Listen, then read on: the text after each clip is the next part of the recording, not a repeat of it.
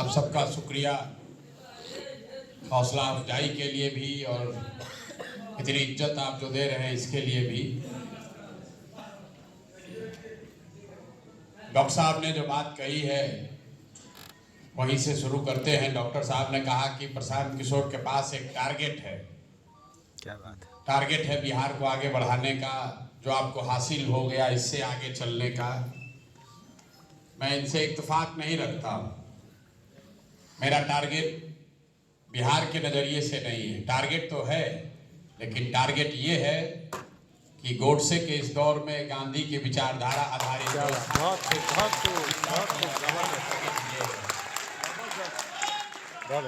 क्योंकि उसी से आगे का रास्ता निकलेगा। उसी में सामाजिक न्याय भी है, उसी में भागीदारी भी है, उसी में आपका अधिकार भी है, उसी में विकास भी है और उसी में आपके लिए सुरक्षा भी है। तो टारगेट जन स्वराज का चुनाव जीतकर सरकार बनाना नहीं है।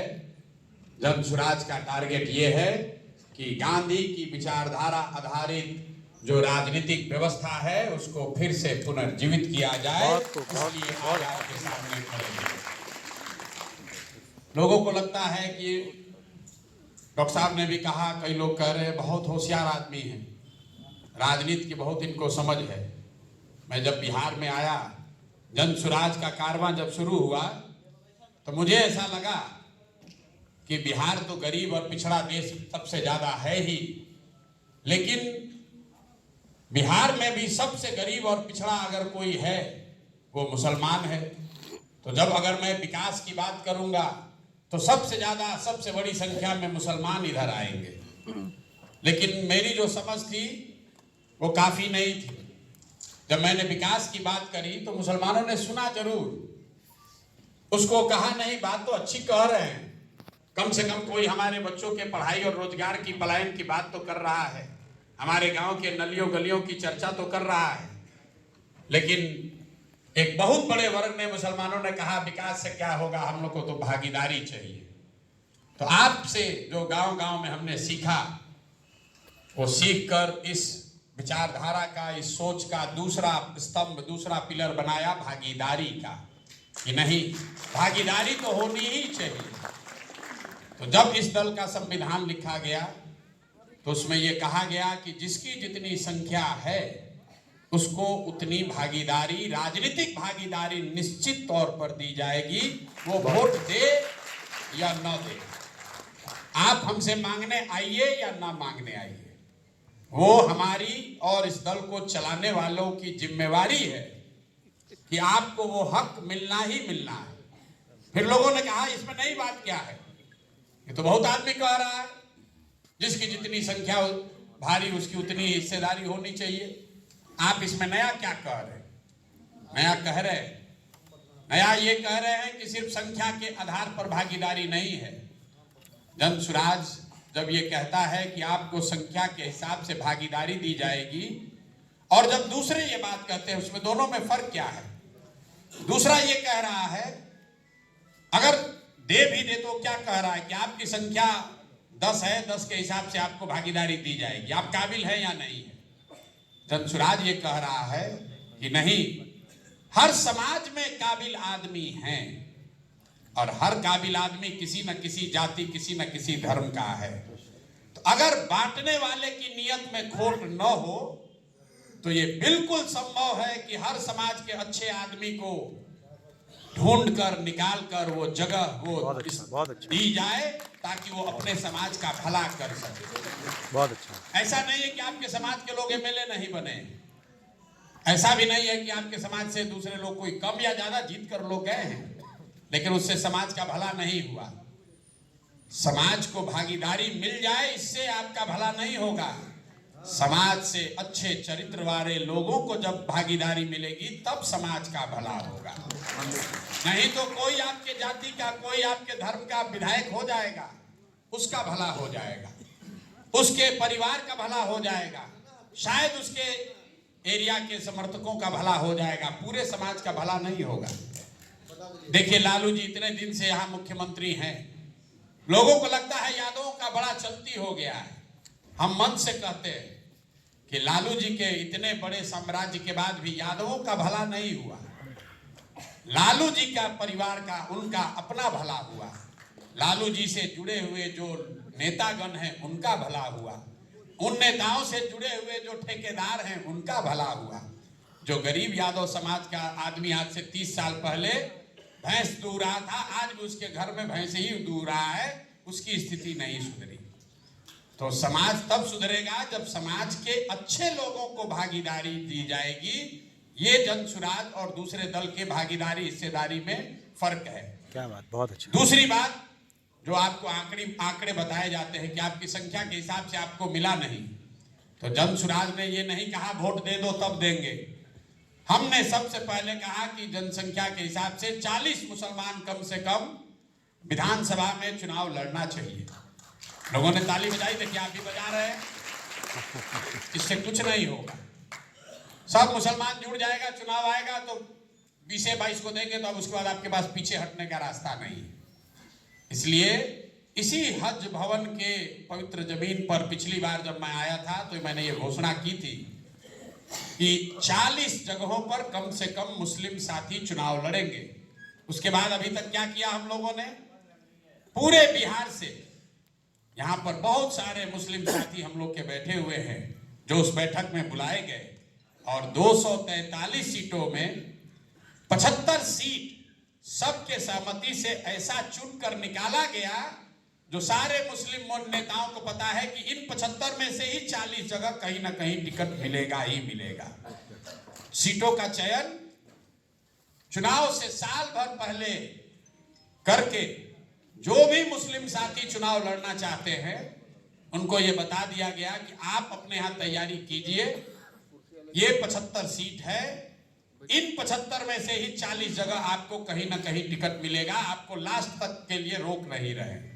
ये आपको सूचित भी कर रहे हैं कि जो इस हज भवन में मैंने पिछली बैठक में कहा था उस पर काम करते हुए हम लोग कई कदम आगे बढ़कर उस चीज पर इम्प्लीमेंटेशन कर रहे हैं।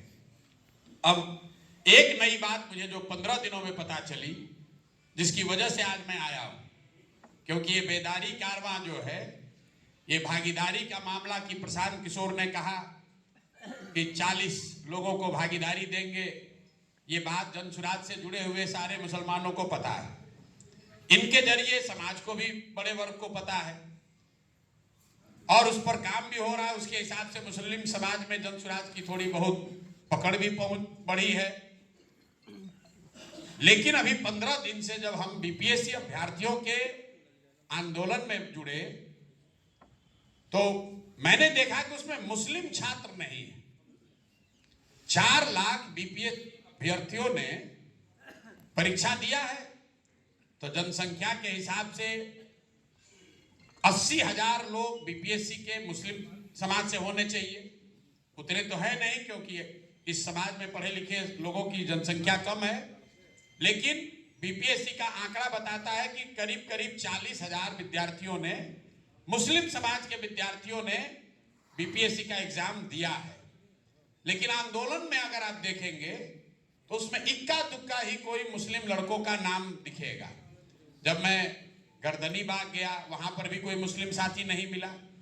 जब मैं गांधी मैदान में बैठा वहां पर भी कोई मुस्लिम साथी इतना नहीं दिखा।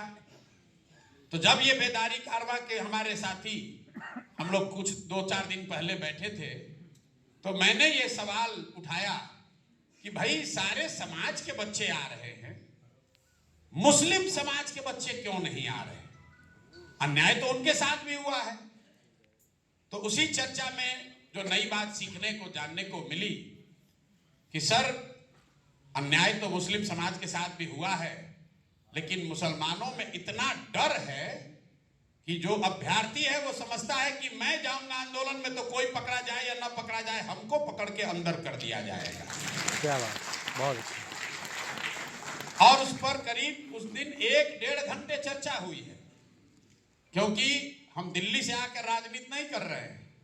2-2.5 साल से गांव गांव गए हैं, लोगों ने अपनी हर तरह की समस्याओं के बारे में बताया है, समूह में बताया है, मिलकर अकेले में बताया है, जलसों में बताया है, तकरीरों में बताया है, लेकिन मुझे 2-2.5 साल में किसी मुसलमान ने ये नहीं कहा कि हमारे बच्चे को किसी ने गलत पकड़कर जेल में डाल दिया है, आप हमारी मदद कीजिए। क्या बात है, बहुत अच्छा। तो ये मेरे लिए आश्चर्य की बात है, लेकिन आंकड़े बता रहे हैं, और 4-5 दिन पहले जब ये बात हुई है तो हम लोग उसको देख रहे हैं कि सैकड़ों नहीं हजारों की संख्या में मुस्लिम परिवार के बच्चों को पुलिस सही या गलत पकड़ के जबरदस्ती इसी बिहार में जेल में रखी हुई है, और उनके परिवार वाले इतने डरे हुए हैं कि वो अपने बच्चों के लिए मदद मांगने भी नहीं आना चाहते। ये मेरे लिए आंख खोलने वाली बात है। ऐसा कैसे संभव है? लोग कह रहे हैं कि किसी ने बताया, यहां लोग साथी बैठे हुए हैं, कि वो लोग लज्जा से नहीं आ रहे कि किस मुंह से कहने आए। किसी ने कहा वो डर से नहीं आ रहे हैं, किसी ने कहा इसलिए नहीं आ रहे कि उनको विश्वास ही नहीं है कि कोई मदद कर सकता है। कोई लोग ये बता रहे हैं कि लोग इसलिए नहीं आ रहे हैं कि एक आदमी जेल में है, हम जाएंगे हल्ला करेंगे तो हमको भी और पकड़ लेगा, 2 आदमी और पकड़ा जाएगा। इस बात के लिए पिछले 4-5 दिन से मैं सीख भी रहा हूं, उसको समझने की कोशिश भी कर रहा हूं। और किसी ने कहा, शिक्षक महोदय ने, कि प्रशांत जी लीगल एड देंगे। ना भाई, लीगल एड नहीं देंगे। लीगल एड देने वाले हमको लोगों ने बताया यहाँ 2-3 संस्था है, कुछ इंडिविजुअल भी हैं जो उनको कानूनी मदद कर रहे हैं। हमने ये तय किया है कि अगर कोई मुस्लिम बच्चा, अगर कोई मुस्लिम परिवार का लड़का गलत तरीके से प्रशासन ने, व्यवस्था ने, पुलिस ने उसको पकड़ लिया है, और हमारे साथी जो कमेटी हम लोग एक बना रहे हैं, वो इस बात की ताकीद कर दे कि उसके साथ गलत हुआ है, या कोर्ट से उसको बेल मिल गया है, बेलर नहीं होने की वजह से वो बाहर नहीं आ पा रहा है, वो आदमी उस केस को आप हमारे पास लाइए, उसको इंसाफ दिलाने की पूरी जिम्मेवारी सुराज की हो। पूरी की पूरी जिम्मेवारी प्रशांत किशोर की व्यक्तिगत हमारी जिम्मेवारी होगी। बहुत अच्छा। आप बेदारी कारवा में जा रहे हैं, जन सुराज का प्रचार कीजिए या मत कीजिए, हमारी बात कीजिए या मत कीजिए। 2 तारीख से रमजान का मुबारक महीना शुरू हो रहा है। आपसे आग्रह कर रहे हैं, अगर आप किसी को जानते हैं जिसके साथ ऐसी बेइंसाफी हुई है, नाइंसाफी हुई है, आप बेझिझक मेरे ऑफिस में 91-216 पर फोन करके उस परिवार के बारे में बताइए, ताकि रमजान से पहले ये आपका कंट्रीब्यूशन है कौम के प्रति। उन बच्चों के बारे में बताइए जो जेल में पड़े हुए हैं और परिवार वाले डर के मारे बता नहीं रहे, उनकी मदद हर तरीके से की जाए। हमने लोगों से पूछा कि अच्छा ये आंदोलन हुआ, इसका मुस्लिम समाज इसको कैसे देखता है? तो हमारे साथियों ने कहा कि मुस्लिम समाज में ये बात गई है कि कोई आदमी है, जिद्दी है, जो समाज, जो व्यवस्था से डरता नहीं है, पुलिस से डरता नहीं है। बड़ा अच्छा मैसेज गया है भैया, बड़ा ताकतवर आदमी है। कुछ लोगों को ये भी लग रहा है भाई प्रशांत किशोर इतना ताकत वाला है। कल बहुत पत्रकार आए थे, अफाक साहब भी बैठे हैं, एक सीनियर पत्रकार ने कहा कि प्रशांत जी 20 वर्ष से हम भी पत्रकारिता कर रहे हैं बिहार में, आज तक बिहार के पुलिस ने किसी को नहीं छोड़ा है, यहाँ का प्रशासन सबको दौड़ा दौड़ा कर मारा है। पहली बार प्रशासन को अगर किसी से डरते देखा तो आपसे डर रहा है। बहुत अच्छा, बहुत अच्छा। वो हमसे नहीं डर रहा है, वो हमसे नहीं डर रहा है, वो इस अभियान के, इस प्रयास के ईमानदारी और शुद्धता से डर रहा है। बहुत अच्छा।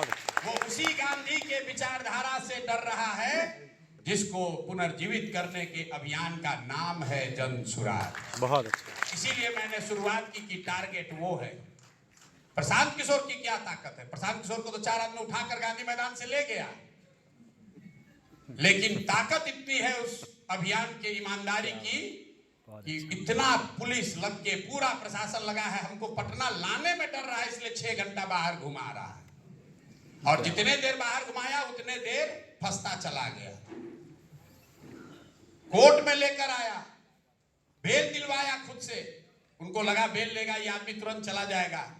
जब हमने बेल मना कर दिया तो उनका गर्दन फंस गया। अब क्या करें, अब तो जेल ले जाना ही पड़ेगा। एक दिन में जितने आप साथी हैं, ऐसा कभी हुआ नहीं है कि कोर्ट ने दिन एक ही केस में निर्णय देने के बाद फिर से अपना निर्णय पलटकर शर्त विहीन करके हमको बाहर किया है और बाइज्जत उसी शाम को बाहर आए हैं। ये प्रशांत किशोर की ताकत क्या नहीं बात, है, बहुत ये अच्छा। इस बात की ताकत है कि गांधी की के बताए हुए रास्ते में अभी भी दम है। बहुत अच्छा, और जबरदस्त। यही बात आपको बेदारी कारवा में अपने लोगों को बताना है। डरने की जरूरत नहीं है, खड़े होइएगा। अगर आपने गलत नहीं किया है तो कोई आपके साथ गलत नहीं कर पाएगा। थोड़े समय के लिए लग सकता है कि गलत हो रहा है, लेकिन अगर आप खड़े होइएगा तो निश्चित तौर पर समाज में कोई ना कोई मदद के लिए खड़ा होगा, और समाज में कोई खड़ा हो ना हो, ऊपर वाला जरूर आपके मदद के बहुत लिए अच्छा, खड़ा होगा। बहुत जबरदस्त। जितने लोग